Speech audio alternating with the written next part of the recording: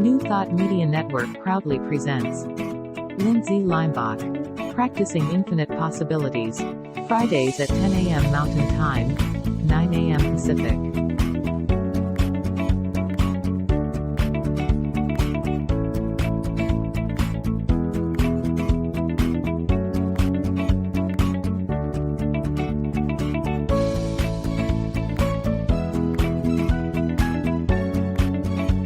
And now, here's Lindsay.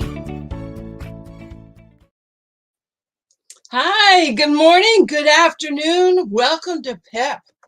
So let me ask you, do you hardwire your brain? Do you hardwire your brain and your mind? So your brain obviously is the organ, your mind is your thought process for happiness every day. Do you do it? Think about it.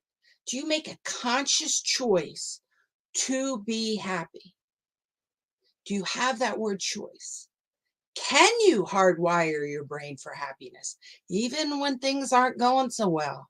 There might be a heat wave, or of course, like we've all experienced together globally, COVID, or the economy's going up and down, the stock market's going up and down, and you're watching it. And are you looking at all that? Or are you hardwiring your brain on how you're going to react, how you're going to have a good day? Have you hardwired your brain today? Well, if you showed up to PIP today, which I know you have, either live or in this recording or whatever way you showed up in this moment, you are hardwiring your brain for happiness. Because PIP is about practicing the infinite possibilities. And practice doesn't mean perfect. Practice means improvement, that you are improving to hardwire your brain for happiness. And as we go through today and this month, here we go. This month for September is falling into happiness. Falling into happiness. That is our theme. So last week we talked about it, and I asked people, what makes you happy? And I asked some people to send me an email, and this is my website, centeredmoment.com, and some people sent me an centeredmoment@gmail.com. What makes them happy? And it was really interesting to see some of the things that people wrote to me. Now, of course, I will say how do they center themselves into happiness? A lot of people refer to the Science of Mind magazine. They say, I just read up here the Ernest Holmes quote and the other quote and the little write-up, and that pulls me into being in that centered place, centered moment, into that moment to allow me to develop what is happiness inside ourselves. And this is really, really important because it was the choice to pick up the magazine. It's the choice to go to prayer. It's the choice to be happy. Now, this is something else people talked about, not my particular mug, but there's my husband and I on my mug, and there's my puppy and my husband, is they said that they have a really special picture. Here's a picture of me when I was in college. Look at that big hair. You got to love that. And that big smile.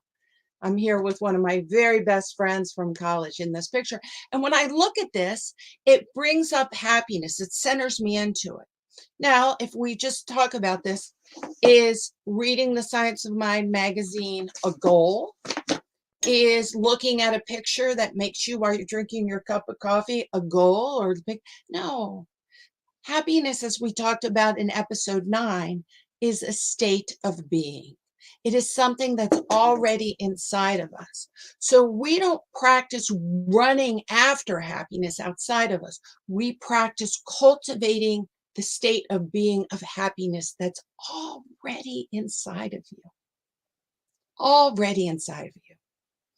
Do you remember the last time that you were actually happy? Hopefully it's right now. Hopefully it's right now. I was at the beach about a couple days ago, and it was really, really hot. And I looked over and there was these two men and they were walking, you could see them in your peripheral vision. My subconscious mind is always scanning for danger.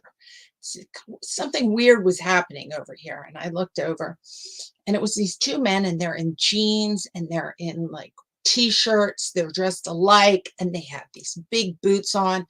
Well, my amygdala, which is the part of the brain which is always scanning to see if there's worry or problems, said, hey, check out these guys. There's a problem over here. This is not normal beach attire.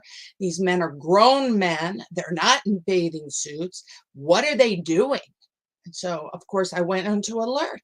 And I looked over more, and then I saw a third one. And I thought, oh my gosh, is a gang coming to the beach? What's going on here? And then I watched again, and a fourth one came, and they're all dressed alike. And then I started to really look at them, right? And to go to that mindfulness, not in that judging mind. Now, my amygdala went to a judging mind because it's scanning for problems. But I was able to come to the art of happiness, meaning that coming to the higher level of thinking, mindfulness, present moment, without that judgment, that critical mind, and really observe the facts that were going on. And I looked over at them and I realized they were construction workers and they were on a break on the beach. And of course, it's super hot. We're in Southern California and we've had this tremendous heat wave. So even at the beaches, it's really scorching hot. And the next thing I knew, there was about 10 of them and I'm watching them and they're kind of looking at me. And then I see them rip their shirts off, some of them took off their pants and their skivvies and their underwear, and they all ran into the ocean together. And I started to crack up to see these grown men in absolute joy, absolute joy. A lot of them went in with their jeans on and their shirts on. And these weren't like t-shirts. They were long work shirts, and they're running in and they're playing and they're having so much fun. And they had happiness. They weren't happy because it was hot. They were happy because they were together, that they were experiencing cooling down together and they were playing like little kids. Well, my husband, who happens to be 64 years old and doing great, said, I'm getting in with those guys. They're having so much fun. So the next thing I know, he zips off and runs into the water. And now he's having joy. And I actually videotaped it. And then when it was over, okay, and so they're all getting back dressed the best. They didn't have towels or anything. I hear, hey, girl. I don't know if they call me girl. They might have said woman. And I look over and I point to him. Me? And they're like, yeah, you. And they're like, have a great day. And they were happy that I was happy, that we were experienced together. We had a bonding moment. So this experience brought happiness and joy with them because they got to cool down, that they were together. But then they also knew that I was happy watching them being happy and seeing my husband being happy. And we connected. And we're going to talk about that. That's hardwiring for happiness. It didn't matter that it was 100 degrees. It mattered that we had this connection and that we had this moment. And I'm sure those men and my husband, and I know from my home, were happy. We brought that state of being and we remember it so well. We really absorbed it. So today, in falling into happiness, I've been going to talk about every week for September a book. And today I'm going to bring up Hardwiring Happiness by Rick Hanson. Now, just so you know, Rick Hanson is a neuropsychologist. It's a big word, a neuropsychologist out of Berkeley. And he does something, the greater good. Look him up. He's awesome. He's written a ton of books, but he talks exactly about what I'm talking about, which is where science brings forth the reasons why we get happiness, and he weaves in the spiritual aspect of it. It's beautiful. And he really talks about practical understanding why we have to actually practice. We're going back to the word practice, hardwiring for happiness. So he has something called I like this, the paper tiger paranoia. Now, let me explain to you what the paper tiger paranoia, we all have it. We all have this paper tiger paranoia because we have a brain that was developed over 200,000 years ago. It hasn't changed for 200,000 years. So in this brain, the brain is always scanning, and it makes two mistakes. This is what a brain makes, two mistakes. One is it's continually scanning for a tiger in the bushes, and there isn't a tiger in the bush. And the other mistake in the paper tiger paranoia is it doesn't scan for the tiger in the bush. It forgets to scan for the tiger in the bush, and there is a tiger in the bush. So, of course, in our ancestors, those who made the second mistake, right, that there's a tiger in the bush and you're not scanning, that mistake's a big one. You're probably not around having children and reproducing if you forget to check for the tiger, and there is one.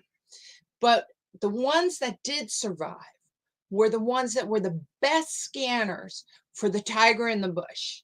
And sometimes there was a tiger in the bush, but most of the time there wasn't, okay? So we still have this scanning brain, looking, and it was cultivated so long ago, but it's now come into our present day life. And we don't have tiger in the bushes anymore, right? Well, you could say, Lindsay, there are problems. Yeah, we have concerns. We do have to make sure that we know when we're in a dangerous situation, but we don't need to be scanning all the time. In other words, for scanning all the time for the next big problem is stress, and it's called chronic stress. Chronic stress, looking around saying something bad's going to happen. Now, Tina Fey said this, I'll be ready for it to happen, and that way it won't happen. I'll be ready for it to happen, and that way it won't happen. It's a burden, being able to control situations with that hyper-vigilance, but it is my lot in life.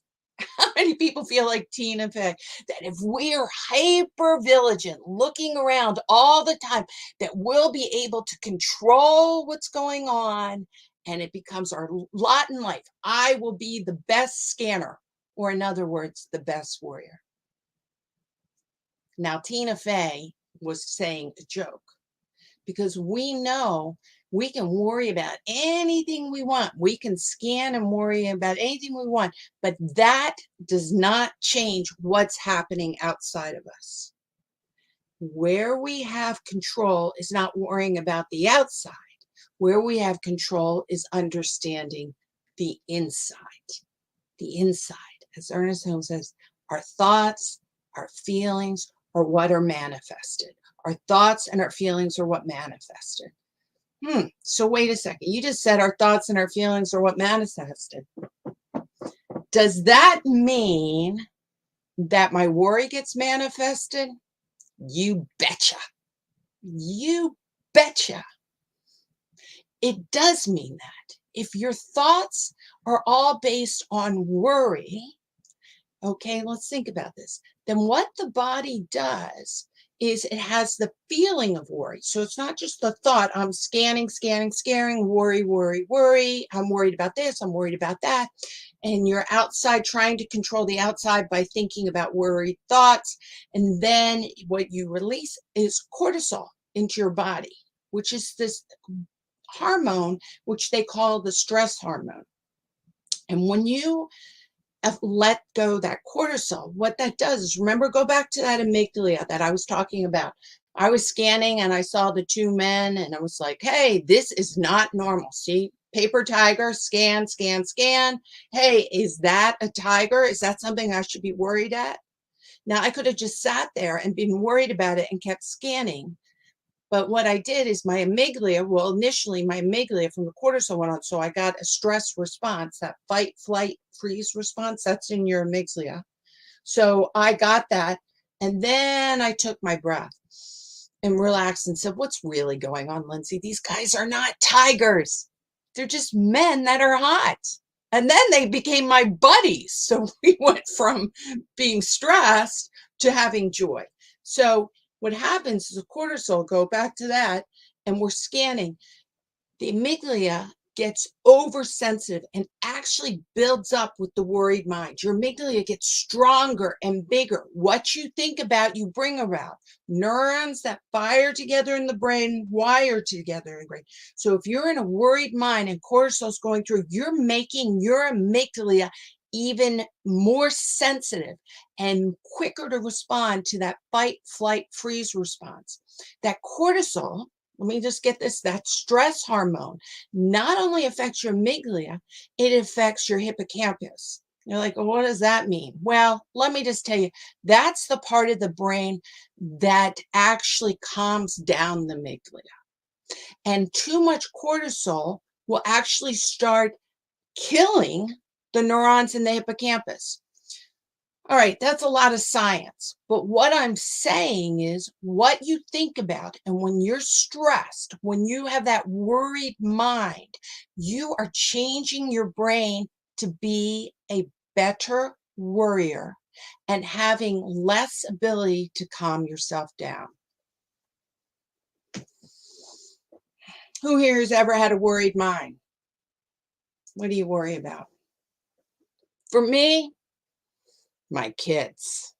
I just go right there, my kids. That tends to be my number one, because I don't have control of my kids anymore. They're in their 20s, and even some are now, can't believe, in their 30s. So what they're doing with their life, I have no control of, but my mommy instinct kicks in. Now, knowing the information I just told you, if I sit around and worry about my kids, what are they doing tonight? How are they doing? You know, are they happy? Are they in a good relationship? Does that help them at all? No. But does it manifest an unhappy person in me? The answer is yes. Because I'm literally, my thoughts are changing my brain. My brain is now being equipped to have more of those thoughts. Let me say it again. My thoughts are changing my brain, right? So we talked about the worried mind. My thoughts, my worried thoughts are changing my brain, which is changing my thoughts. Because remember, I told you the amygdala becomes quicker to worry, and the hippocampus loses neurons, and so it doesn't know how to settle it down. So what do you do with that? Well, if it's true for a worried mind, it's true for a happy mind. My thoughts of happiness will change my brain, which will help me have more thoughts of happiness. That's what this book's about. Hardwiring happiness. We are already hardwired. We're already hardwired to have the scanning mind, that paper tiger paranoia. Please don't judge yourself. If you have a worried mind, it's evolution that got you there. But it's higher consciousness. Let me repeat that. It is higher consciousness that can change and rewire your brain. This is so big. And we've known this from the beginning of time. I want to read this quote here from Martin Luther King. Okay. Darkness cannot drive out darkness. Light can do that. Hate cannot drive out hate. Love can do that. Is that a true statement? He said that from his higher self, from his spiritual self, right? He said that. He said we cannot use hate to drive out hate. We need to use love to bring forth more love. Science is saying spot on. Dr. Martin Luther King, spot on. Spot on. Jesus said it. Ernest Holmes said it. The Buddha said it. And tons of other wonderful human beings. And probably if you look back, Maybe your grandmom said it to you too. Bring forth the love, and you will receive love.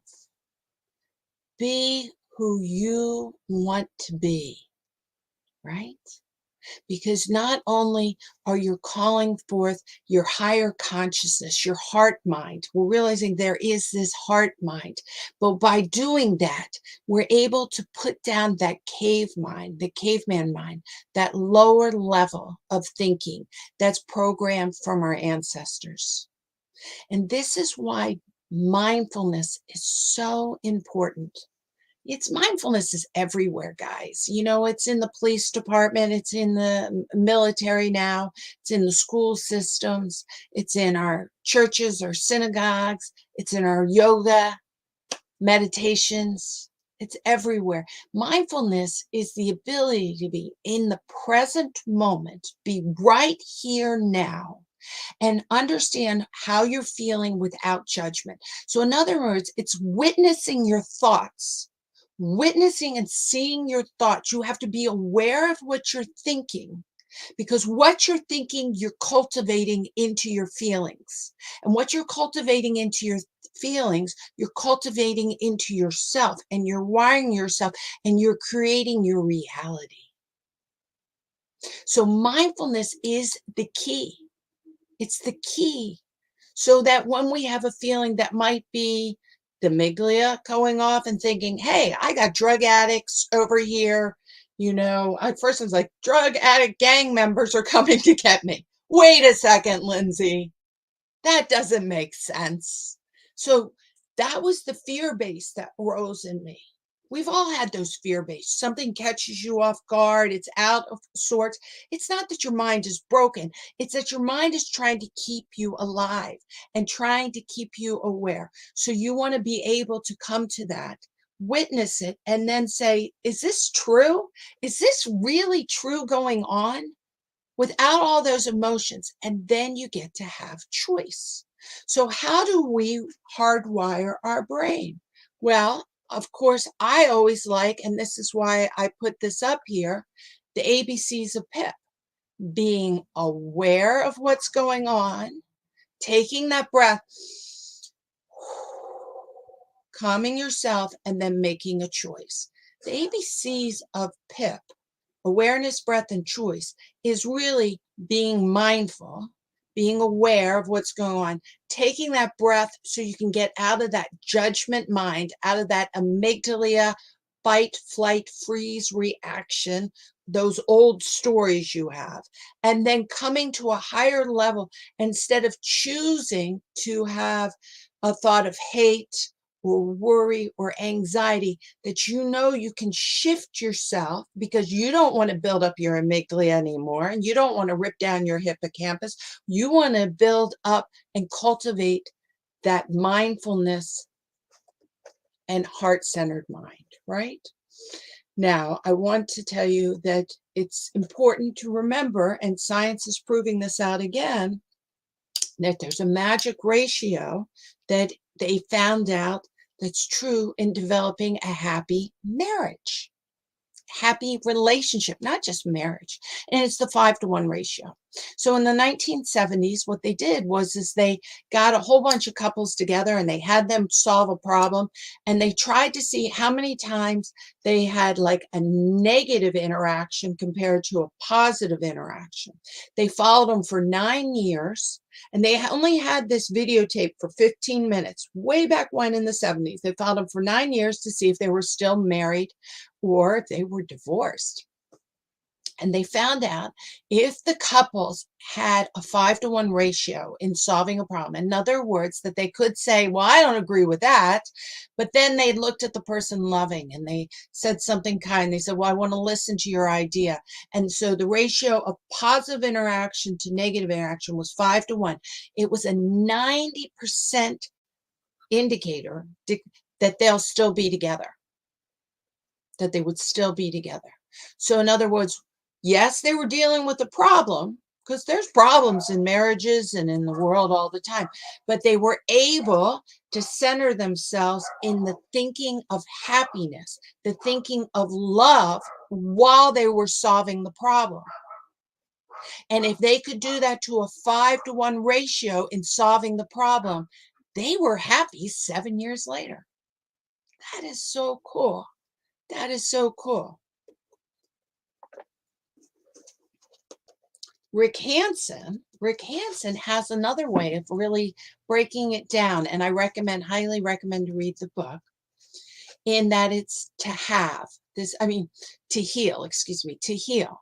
And that is just a way of us reminding that you want to have a positive experience. You want to have a positive experience. In other words, that's the mindfulness I'm talking about. Recognize when something is positive.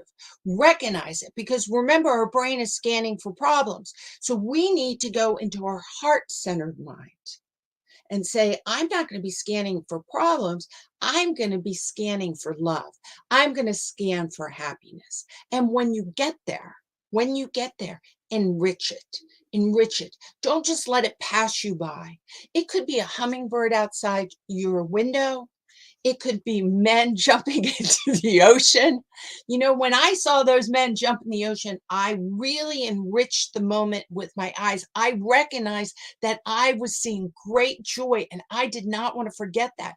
So I need to see it, but then I need to install it. And how do you install things into your mind? You see them, you hear them, you smell them, and then you actually through touch. What's the sensation? I remember what it was like to sit on that beach. I remember what it smelled like. I remember listening to the laughter and the joy and the waves. You want to really sink the good in. Take it in, enrich it with all your senses, and then absorb it. Absorb it is the feeling. So how do you really, really get yourself aligned into your subconscious mind? You have to have the thought, and you have to feel the thought. Have the thought, feel the thought. That's how you get it in there. Feel it. You want to feel happiness, feel love. Don't just let it pass you by. When someone hugs you, hug them back. Take a breath. Feel it. Feel it. So he has heal. Have it, enrich it, absorb it. And then when you're able to hold that sensation, then you can link it to a harder situation. You can link it to a problem. So in other words, if you're about to have a hard conversation, let's say with a spouse or a boss, or you're about to take an exam for a class. Oh, lots of people are taking exams for classes, I know, in this arena. Shout out to y'all, do terrific. And you want to be able to do that. You want to get yourself into this happy state of mind, this state of mind of peace. That's all inside of you, but you have to cultivate it. So you recall a good thing that happened to you, a happy thing that happened to you, a peaceful thing that happened to you. You recall it. You have it in your mind's eye. You enrich it. Really see it in your mind's eye, smell it with your nose and your ears, and what did it feel like? Really bring that full picture into your mind, that full picture. And then how did it feel? And what you're doing is you are then making your amygdala saying, I'm not in a stress situation. I'm going to calm down. And when the amygdala calms down and the hippocampus can start to activate and can start to go, you can recall information because your prefrontal cortex is now in full working mode. Your higher level of thinking happens when you're in a good state of mind, because you're not reacting to the world. You're not reacting the world. You're actually creating the world. You're actually able to go in and really think deeply from other people's point of view. You can have compassion, you can have empathy, and you have better recall in your memory. So that's a shout out to the ones, all the people having the exams. So I want to ask you all, think about it. Think about when you had a wonderful situation in your life, and really enrich it in your mind's eye and absorb it, really absorb it in the feelings, and go to that state before you have to tackle a harder state, whatever it is. So you can link those wonderful feelings of love and compassion and thought, and you can calm your mind down, and then you can think clearly and mindfully and have a great experience, whatever it is, knowing the higher truth that you always have love inside of you. You always do. You always have compassion. You always have empathy. It's just you're not aware of it, because go back to the paper tiger paranoia. The worried mind overwhelmed it. You can shift. You can shift into happiness. You can hardwire yourself with practice. So I'm so happy to really get in here. I hope that you guys all have a very, very joyful experience coming up in the next week. I would love you guys to go ahead, reach out to me. I'm going to show this again at centeredmoment@gmail.com. If you have a hard time, cultivating this happiness, that's what I do. I'm a mindfulness coach. So I help people get out of the worried, anxiety mind into the calm, centered mind. Yeah, reach out to me. I would love to help you. So I want to also just give a shout out to next week, one of our favorite people. I know a lot of us love Wayne Dyer. He wrote a terrific book, Happiness is the Way. And so he's talking about the state of being of happiness, which we know happiness isn't a goal, it's a state of being. And so we're going to use his book, and we're going to take a deeper dive for falling into happiness for September. So I want to thank also, we come down here. Here we go. I want to thank also New Thought Media Network. I just love them. They are so wonderful. They help me. Laura, shout out for producing me today, making this platform. It's all nonprofit. They have fabulous other talks. So please check in on their YouTube or check in on our Facebook page, and just know that goodness happens when we practice and when we choose to shift and go align with the positive thoughts, the positive feelings that's already in our subconscious mind. Let's do it. Let's do it together. I'll see you next week. Thank you so much. And share this video to anyone who you think has maybe a worried mind and wants to cultivate happiness. This is a good one for them to see. Thank you. Love to all. Bye-bye.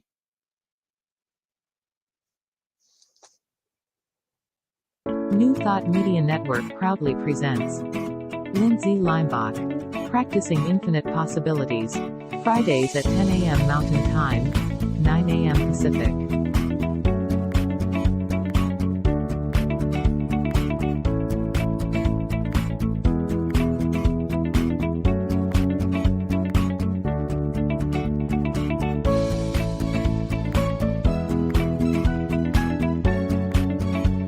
And now, here's Lindsay.